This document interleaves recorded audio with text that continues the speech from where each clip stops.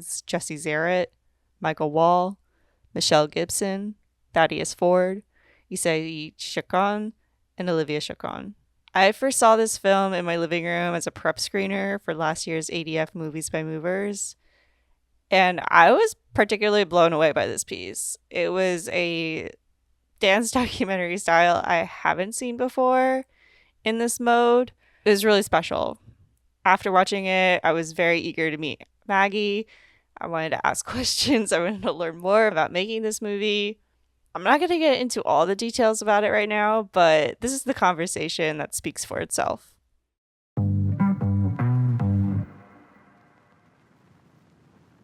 So, Maggie Bailey, welcome to the show. I'm so happy to have you here today. Can you just, give me your little log line of who you are? A little short, little something on about yourself? Yeah, well, first, I'm so excited to be here. My name is Maggie. I am a documentary producer and director based in Austin, Texas. And I'm a former dancer.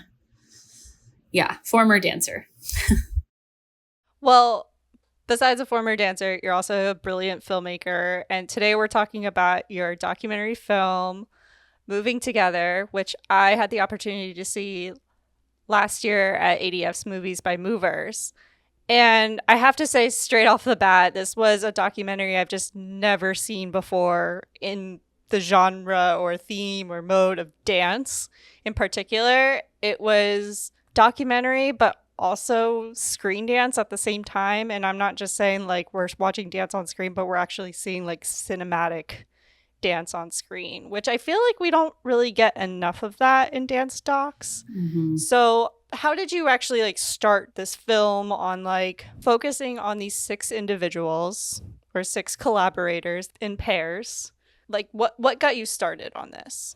Yeah, so this was my graduate thesis film. I had to start like pitching whatever my project was going to be in 2018, I think.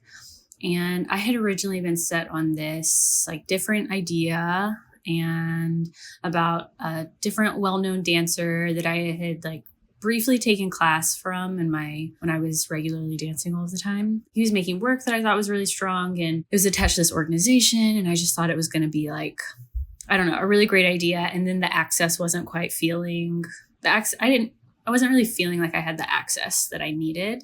I was leaving school and just knew that I really wanted to make like whatever my love letter to dance and dance on camera was going to be. And so when I was thinking about like how I got into dance on camera and sort of like when I felt like the like big points in my dance career were, or like moments that felt really important for me. One of those was ADF and studying at ADF. And I had taken Jesse Zarrett's class during that like 6-week summer. It's like my first summer in college. I was enrolled in Jesse's class, and Michael Wall was playing for the first 3 weeks of class. And I just had some of the most like amazing, transcendent like moments in my dance career inside that classroom. And it really felt like you could like feel this collaboration between the two of them in the space. And there's this just tangible like magic in the room. And I feel like I've experienced that. I'm a salsa dancer now just for fun. And I feel like I've felt some of that in those rooms too, like in these spaces where there's 2 artists that are almost just like improving together, and they're creating this environment. And I started thinking about that and how I thought that was so important, and how, we come back to these artists that we work with over and over again. And the DP for Moving Together, JD, he shot all of my stuff in school. And so for me, he was also kind of that, like this artist that I kept coming back to, that I felt like we saw each other on this particular like level of artistry, and we understood each other in this bigger way. And I felt like Jesse and Michael also have that. And so I just decided like, I'm just going to make this film about that relationship. I want to highlight class because I feel like class is such an interesting space. I think studying dance in college, like you get to this place where you're like, oh, I'm so like the proscenium stage and like performance was kind of boring, but class was always really exciting. So I wanted to explore class. I wanted to explore their relationship, and I wanted to explore it in some other different styles too. I think when I moved to Texas, I started salsa dancing, and I love that space. And so I really wanted to kind of explore some other like genres of music and dance inside moving together. And I brought Michael on first. Michael helped me bring Jesse on. There is a Spanish guitarist in the film, Isai. He was who I reached out to next because I knew him from the salsa world here, and he and his wife have a flamenco company together. And so once I got him on board, he brought Olivia on board, and then Michelle Gibson was my last person to bring on. And I'd taken her class, but we didn't really have a personal connection. And yeah, she took some convincing, but I just like showed up in Dallas at her office and explained the project and explained like my vision for the work. And yeah, she was excited about it. And she came on, and then we worked with Thaddeus, who's a friend from high school for her.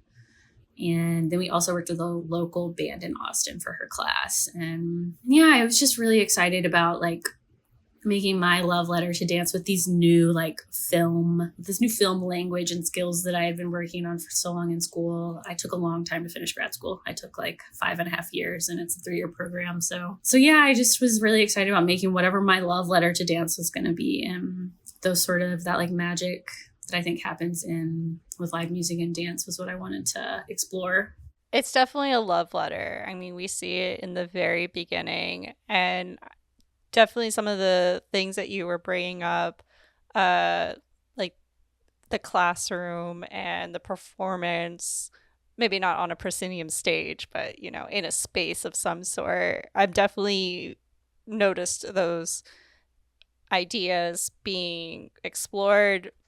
We really see it through those 3 pairs with Jesse and Michael. It's definitely all about research. With Olivia and Isai, we have like tradition and a homage, like things that are really rooted into culture. And then Michelle really brings in that community aspect that kind of goes back into the classroom. Yeah. That gets people together, as well as getting these pairs together. Like they are the community in the space that they're creating, which I think is what dance is all about. And I love that is being shown here in this love letter, not just through dances as an expression, but dance as like even bigger than that. Yeah, I love how you say that too, that Michael and Jesse are sort of like rooted in this research, and then there's this idea of tradition in the flamenco, and then also with Michelle there's this like bigger sense of community and celebration, and I think ritual, and like this life and death circle. And those, I would love to say I thought about that from the beginning. But I did not. It just kind of came out that way. I mean, eventually once we had people on board, I was like, these are the themes that are happening inside of this, and it felt rounded out in that way. But yeah, I mean, I was not thinking about it in the beginning. I think I was just kind of following my like gut instinct about styles and people. But yeah, I think that's part of why the film works, is that these different styles really touch on these like larger, very human themes, and not issues, but yeah, these larger human themes. Going with your gut is a great thing to do, sometimes that takes work too. It really does. It's I wouldn't say it's a skill, but intuition is something good to listen to.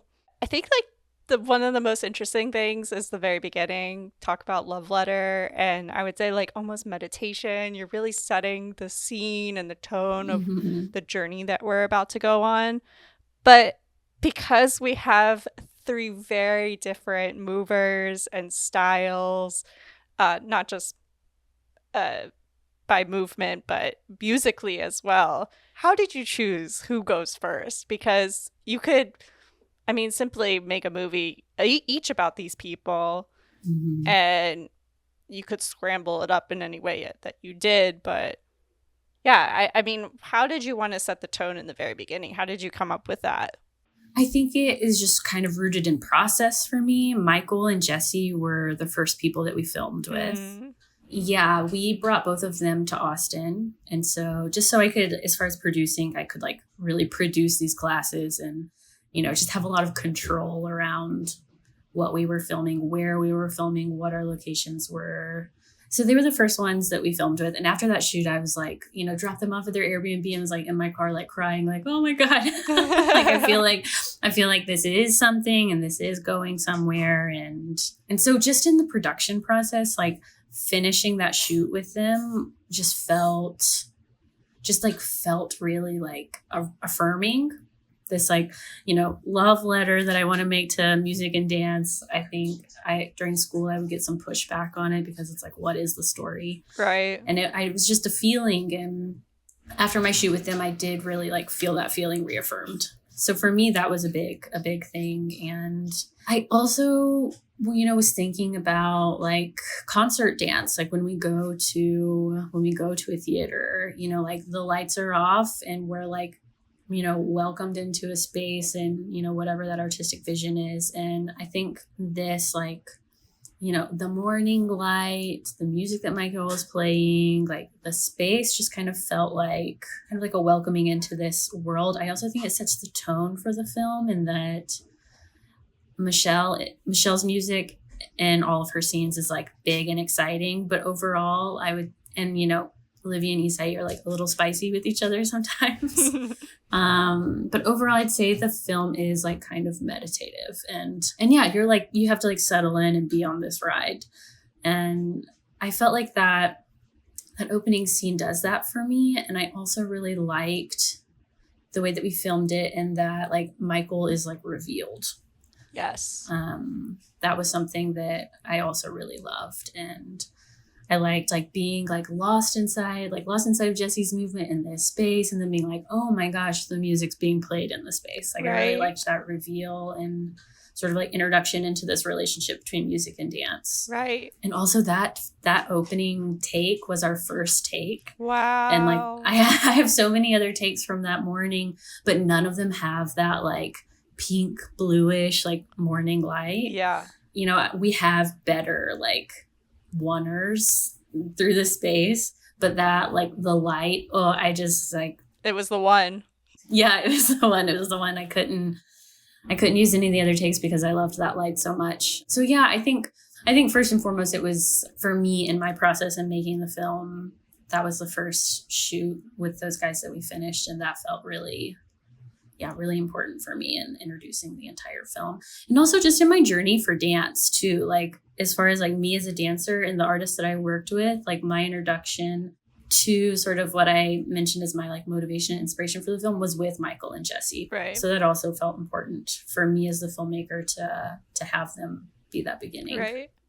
I have to say, I think the reveal is one of the like the key moments when we get to, oh, this is about not just dance, but music and dance and their relationship with each other. Mm-hmm.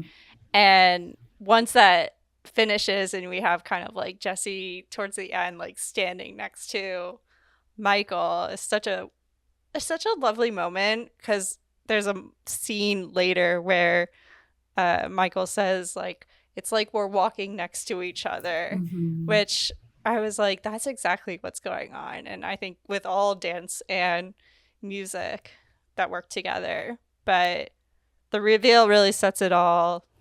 The pink and blue haze in the air. It's lovely. It's meditative. But then you carry that on to Thaddeus and Michelle's scene after their conversation, which I want to talk about the editing because as an editor, I was just gushing over some of the choices that were being made here. And one thing that I thought was just so interesting, transitions between the acts of the pairings. Sometimes you just rip the Band-Aid. We're going to somewhere else, like, which I thought it was a very interesting choice, but worked very well. I'm curious, like, why don't we talk about specifically like how you were going through that process of editing? Was it more just you were discovering while working in the edit? Did you have any intention beforehand of what you wanted when going through story? Yeah, I think I knew going into production, I knew that I sort of knew the scenes that I wanted. Like I knew I wanted to film class with everybody. I knew that I wanted to film like a sort of performance moment with everybody. And I also knew that I wanted these sort of like profile moments where like if they're a dancer or musician, they're like doing that in their space. And then we would also hear it layered with voiceover. There's this Wim Wenders film called Buena Vista Social Club, and it's about the band, and they have these like profile moments where it's these like beautiful long oneers, and their musicians are just like playing in these like gorgeous spaces. And it's so, the look of it, I'm sure production was fussy, but the look of it is so like not fussy. And so like, this is this artist doing their thing. And I loved that. And so I knew I wanted these like different elements for each pair and each artist. But I like in the beginning, I thought I was going to like, we'll do modern dance, and then we'll do flamenco, and then we'll end with Michelle in second line, and like really keeping them separate.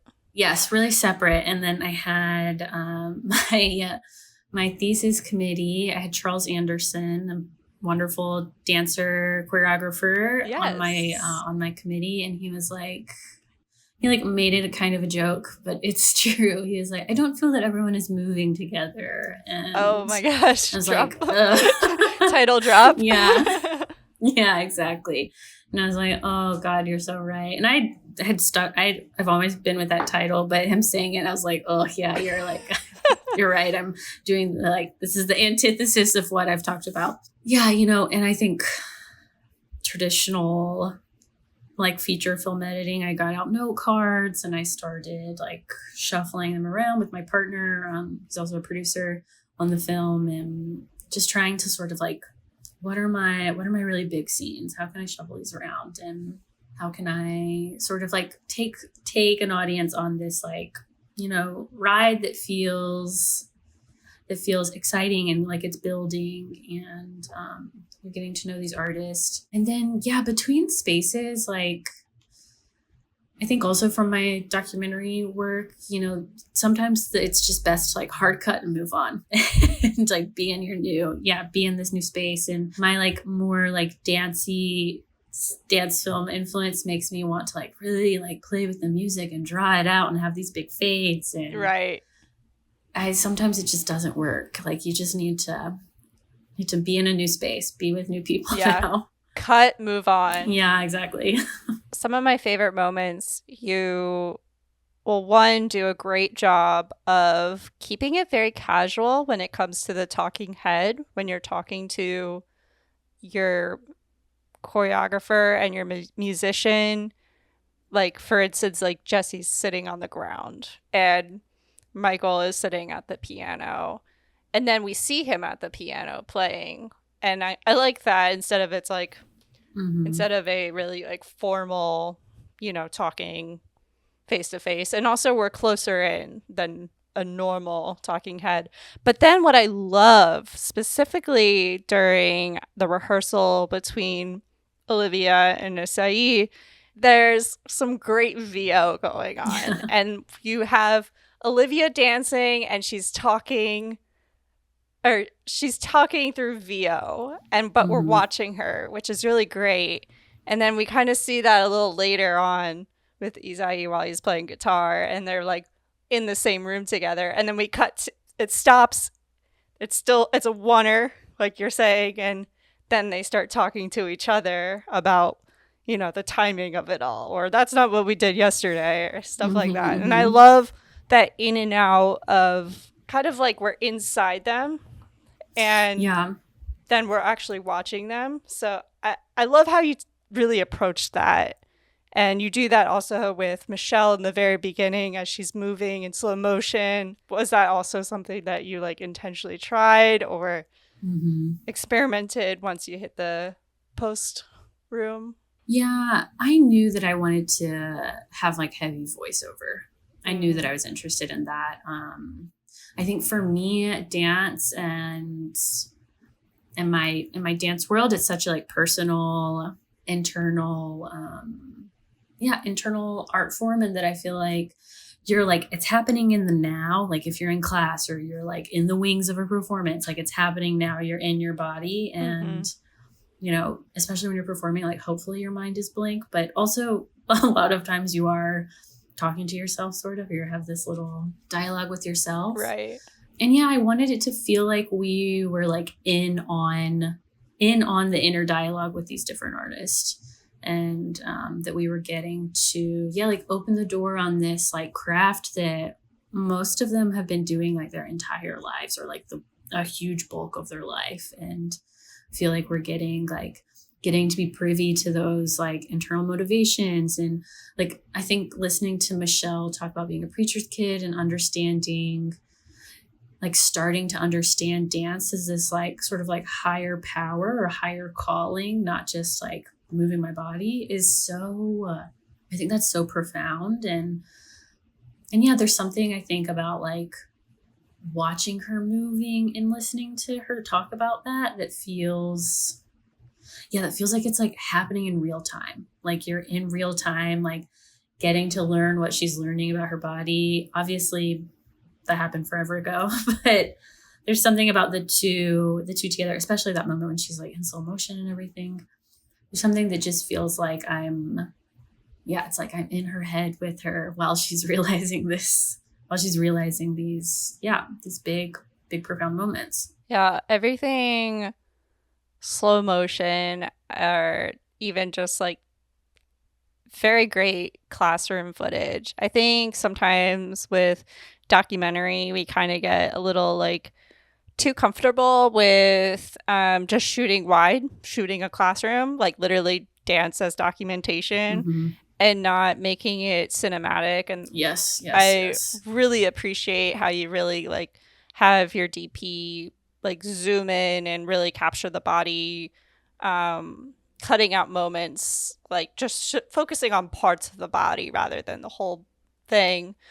I'm curious, like, yeah, like how many people did you have on these shoots? I mean, you're in classrooms, you're on locations.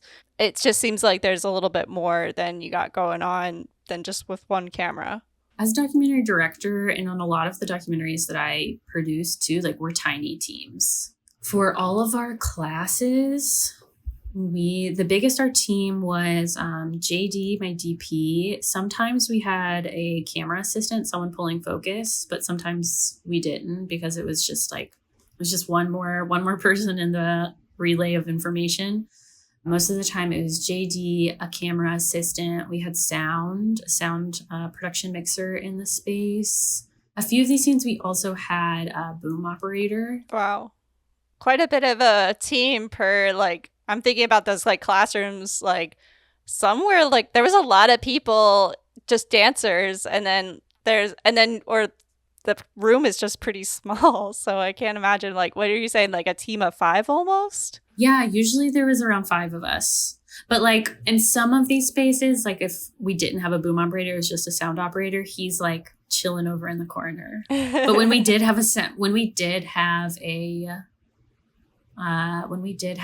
boom operator in the space, yeah, it was kind of like a little like crew of like me, the boom operator, and JD like moving as a little team around, which is a lot of people to be like shuffling around a class. Sometimes we would have like a monitor outside of the room, like Michelle's. We had a monitor outside of the room, so I was able to watch from not being in the space. I would shoot every now and then, just a little bit, but yeah. So that time it was just 2 of them that were kind of shuffling around class together. Yeah, on like compared to like a larger set, we were tiny, but you're totally right. In these classrooms, we were a presence to be in the space. Yeah. And then outside of class, on these more like kind of performative scenes, I also had a Steadicam operator with us. Nice. Those are nice to have. Like those really kind of like, you know, you can only do so much with your handheld and you're just trying to move as smooth as possible, especially if you have a gimbal, but like that doesn't do as much when you have the actual rig with you. Yeah, it was so nice. I worked with a steady operator. His name's Michael Deach. He used to be in Austin. Now I think he has moved to New York, but he's really talented. And my DP, we had done a lot of like test shoots. Like we did test shoots in Charles Anderson's like university classes. Okay. Just to sort of like get our language down together. And I filmed a lot of dance, but before this, I hadn't directed a DP who isn't so intimately connected to dance and movement. So we were really trying to like figure out our language together in these like random modern dance classes.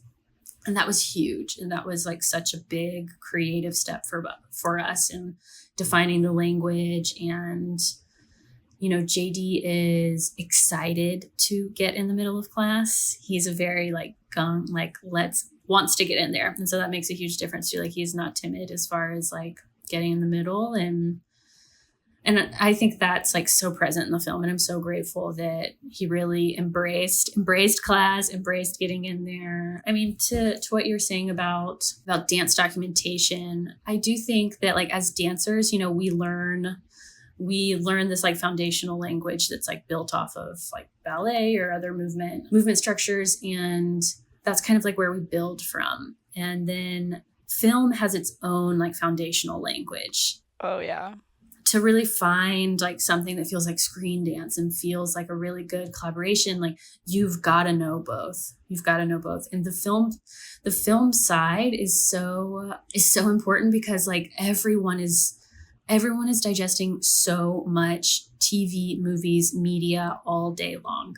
And so there's this like, subconscious understanding of that language that people don't have for dance.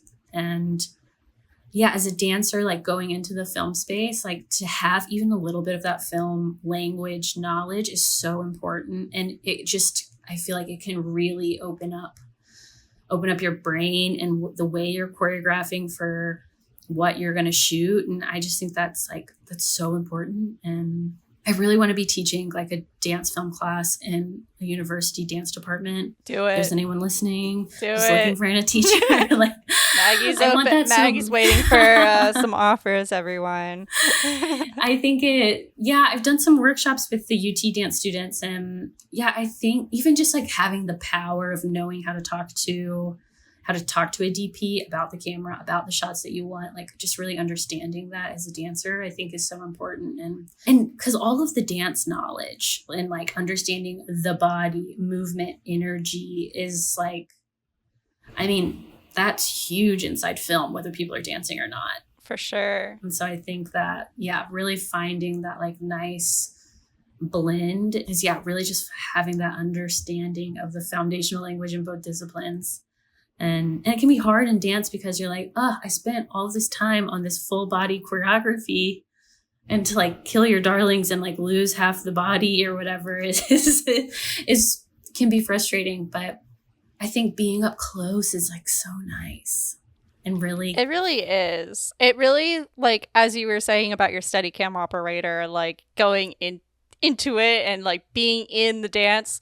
I mean, we were in the dance, and I think that's important for people who are maybe not movers, because then you're actually like losing yourself into the movement and actually seeing where the joints are bending or where the skin is like folding. And I think that's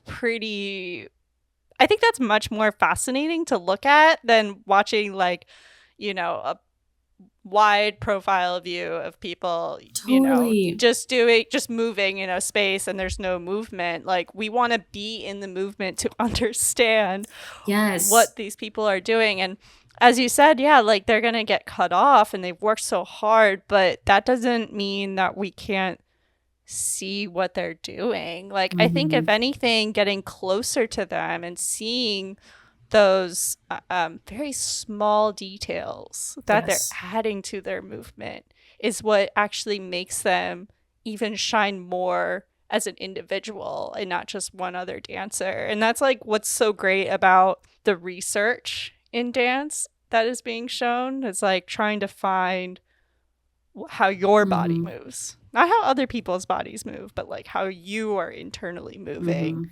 And I love that. I love seeing that in this work. You know, when we go to the theater or when we go see concert dance, like we can, really respect the wide, like full picture experience then. So in film, it's like we have the power and the capability to like get in there. And I want to get in there. I want to put audiences like inside the middle of it. With the power of the lens and the camera, you can get so freaking close. Oh, and yeah. That's so like so like sexy to me, and this like attractive, like, oh my God, we can do what? Like, oh, that's so amazing. And I love, yeah, I really hope that in these dance scenes and or in the class scenes and moving together, that the non-dancer can like get a sense of what it feels like to, float through Jesse's class, or to like sweat your ass off in Michelle's, and like really move across the floor. And yeah, and like the sound of a flamenco class. But yeah, I really hope that that comes through for the non-mover. Talk about sexy. I think sensual is the word that was going through my mind when I watched this. Yeah, all the zoom ins, all the bodies, everything. There's one scene I do want to bring up because a lot of this, as we said, there's a lot of verite. We're just watching and digesting, observing, and then some talking heads. But there's one scene that is definitely intentional. It is staged, which is Olivia uh, in this beautiful environment, dancing, doing like a full on performance with live music with Isai and a singer. So, talk about staging that. How many takes did that take? Yeah, give me the lowdown. I wanted to have like all of these performative moments with everybody. They ended up being sort of like improv moments with Michael and Jesse, and then Michelle and Thaddeus were also like totally improv.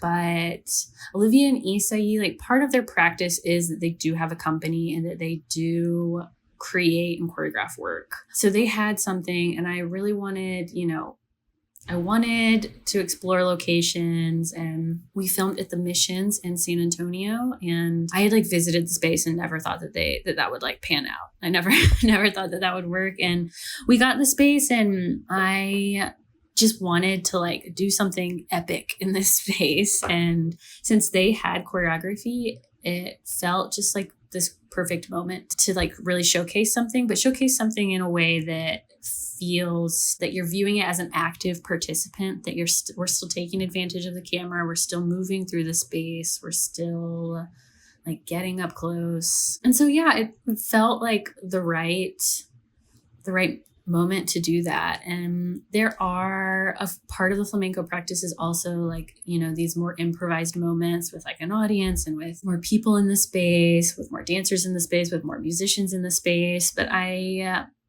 did want to keep these like performance moments as something that felt a little more intimate than I feel that space is. And so yeah, so that's what we wanted to do. And then the actual shoot day was like an absolute nightmare. Of course.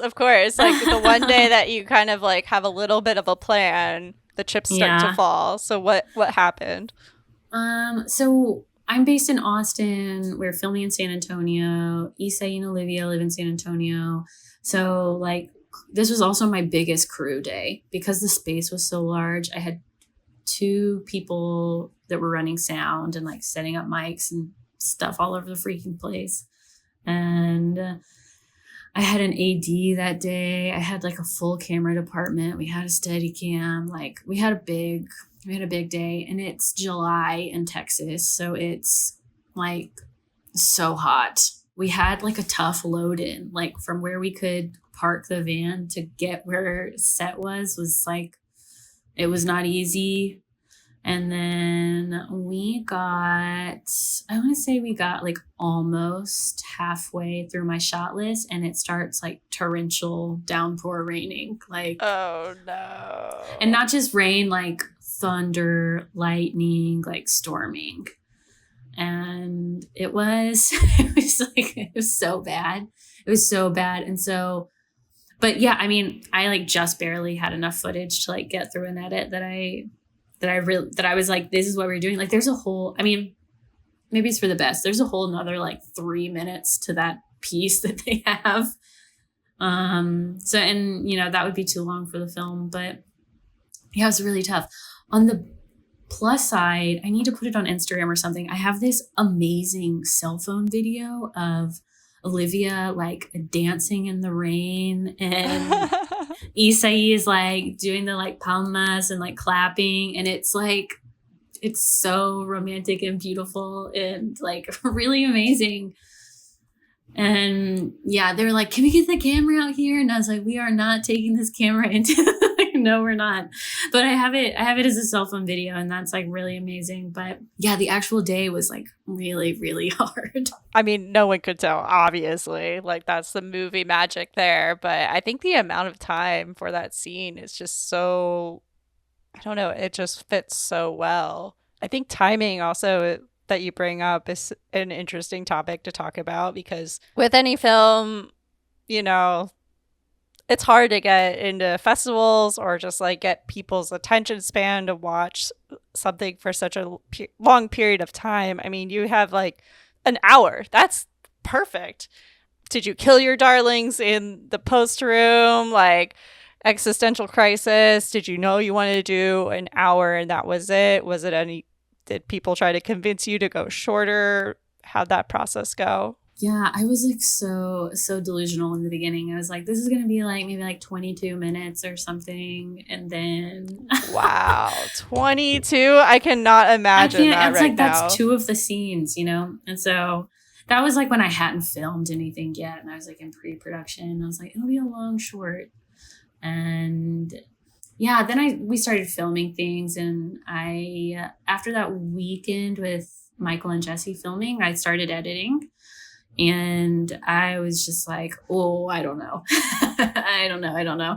Because I think part of like establishing this magic that I feel inside classrooms is really trying to capture is time. I think you have to like settle in and just be there. And then even for scenes like Michelle's band rehearsal scene. Like that scene is I think almost 7 minutes long. Like it's long.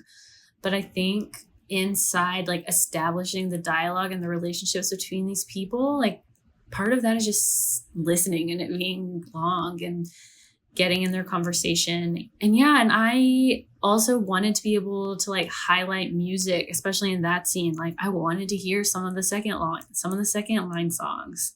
And I wanted to hear that so that it could pay off later when you hear it again. And so yeah, I originally had this like crazy idea that it'd be like 20 minutes. And then I started editing and I was like, oh, maybe I'll do like 40. And then I was like, oh, maybe I can do like 52, 53. So it's kind of like a broadcast feature, like a broadcast hour. Then, you know, it was like I was finishing and I was like, I don't know, this is going to be 63 minutes. That's what it's going to be. And I think that last class, like the last scene of the film, Michelle's class, is the last scene that we filmed too.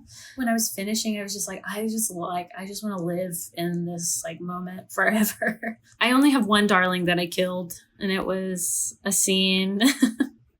It was a scene that we filmed with Michael Wall. And last time I saw him, he actually asked me about it. He's like, where is that scene? But we put Michael in this like beautiful greenhouse that's in Austin. He's playing with like some synthesizers and like looping sounds and stuff. And he also has this like tiny little music box that he's playing, and he starts to loop that. And it's like so cool. And it's so great. And we interviewed him there too. And the scene is really nice. Our light really shifted in the middle of the day. His interview looks better than I think the stuff we shot in the earlier morning does. But all of it still looks really nice. I just couldn't really find a place where I felt like it fit into the film. I feel like in the film, I feel like I really still get to know Michael. Like I know Michael. So I was just like, maybe I actually don't need this scene here. I think we definitely get to know him good enough. I've been in the presence of his music while he is performing, as well as Jesse, as well as Michelle. And maybe that's just me being biased because I've experienced it and I'm like, oh yeah, this is definitely what you get when you're in the classroom with them. But I feel like for other people, like being so up close with them and hearing them dance through the VO, it definitely shows a very like personal side, and it shows it very well and tells their story. I mean, for Michael Wall in that scene, maybe you do like a little like mini 3-minute doc and come just so he can put it on his website or put it out there just so people. I mean, enough people know who he is, so people will watch it. It'll get hits. Yeah, it should do something with it because the footage is really nice. The space is beautiful, and the music he's making is really interesting and very cool. Michael, your public promise, I'll do something with it. I'll make something. His music is also in a lot of other moments in the film, like some of his previously recorded music. Like Michelle's moment where she talking, like in the beginning where it's slow motion, she's talking about being a preacher's kid. That's Michael's music underneath. Also, when him and Michael at the end are back around that white square structure, there is like a little bit of some of his pre-recorded music underneath his trumpet too. Yeah, I mean, music wise, I think you do a really nice job like blending the two. I mean, there that moment when Olivia is wearing all red and we just kind of get her from chest up dancing with her arms, it's actually Thaddeus blowing the horn underneath. And that really actually like ties into that theme of actually moving together there, where it's Yeah. not just, you know, quoting Charles Anderson, like they are all moving together, not just like together with each other. Yeah. And I love that. That was one of those unplanned things that happened in editing because I had also I think I had asked Issei if he could send me some like guitar recordings, and I think I just played with a bunch of stuff and I couldn't quite find something I liked under Olivia's moment there. Also, that I was never planning on using any slow motion there. We were on set and like I think someone suggested it and we were like, yeah, sure, let's go for it. And it was never a plan. And then it's like so beautiful and it's so nice. And she was dancing like all day long. You don't hear her feet, you don't see her feet. Like I killed so much there, but that moment is like to watch her upper body and her face is like, and her hair and the wind and everything. Like she's just like, she is the moment, you know? Yes. Yes. With Thaddeus's trumpet in the next scene, like Michelle and Thaddeus improved so much. And so because they were improvising, he was playing something different all the time. So I really had to like commit. I had to like commit to some music that he played. And what's underneath Olivia is something that I loved, but I wasn't able to use it with Michelle. And so I was so happy that I was able to like find a way to still incorporate it into the film. And it totally makes that moment with Olivia. Isn't that great? Just editing. You kind of just find discoveries, try things out. That's where you get to. That's where you actually are making the movie. Like you're one recording, but you're really making the movie in the edit room. Totally. I do think like being a dancer and having that like I did a lot of improv based training, and I think having that like sensibility around improv or like even making like movement scores, you're like, these are the rules, that feels like the production process, like pre-pro, this is the stuff I think I'm going to do. And then like feeling confident enough to, I brought all these people here because I believe in them and I think they're talented, and I'm just going to let everybody do the thing that they came here to do.